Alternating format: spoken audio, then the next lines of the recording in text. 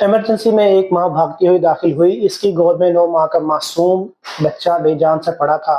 نہ آنکھیں کھول رہا تھا، نہ ہاتھ پیر ہلا رہا تھا، بس مدھم سی سانسیں چل رہی تھی۔ ماں کی گھبرائی ہوئی آواز کانوں میں گونجی، ڈاکٹر صاحب میرے بچے کو بچا لیں، یہ ہمیں 7 سال بعد بہت سی دعاؤں کے بعد ملا ہے۔ بچے کی حالت اتنی نازک تھی کہ دل کی دھڑکن بہت ہی سست تھی، جسم ٹھنڈا تھا، سانسیں رک رک کر آ رہی تھی۔ بچہ شوک، ہائپوولیمک شوک اور ہارٹ فیلئر میں تھا۔ بچے کو فوری طور پر وینٹیلیٹر پر ڈالا، دوائیں دی گئی اور خون کے ٹیسٹ لیے گئے۔ لیکن جب سی بی سی کی رپورٹ آئی تو سب حیران رہ گئے۔ سی بی سی کی رپورٹ میں ایچ بی صرف 1.3، مطلب خون اس کا صرف 1.3 تھا۔ یہ اتنی خطرناک سطح تھی کہ موت دروازے پر کھڑی محسوس ہو رہی تھی۔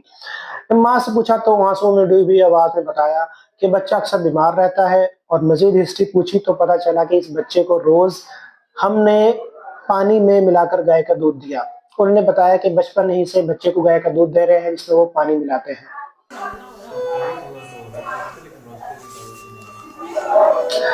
کیونکہ سب نے کہا تھا کہ یہ سب سے بہتر ہے۔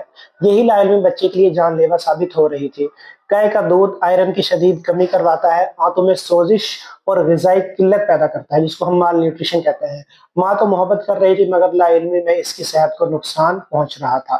اس سے بچہ آہستہ آہستہ کمزور ہوتا رہا، خون کی کمی ہوتی رہی، غذائی قلت پیدا ہو گئی اور بچہ ایٹ دا اینڈ شوک میں چلا گیا۔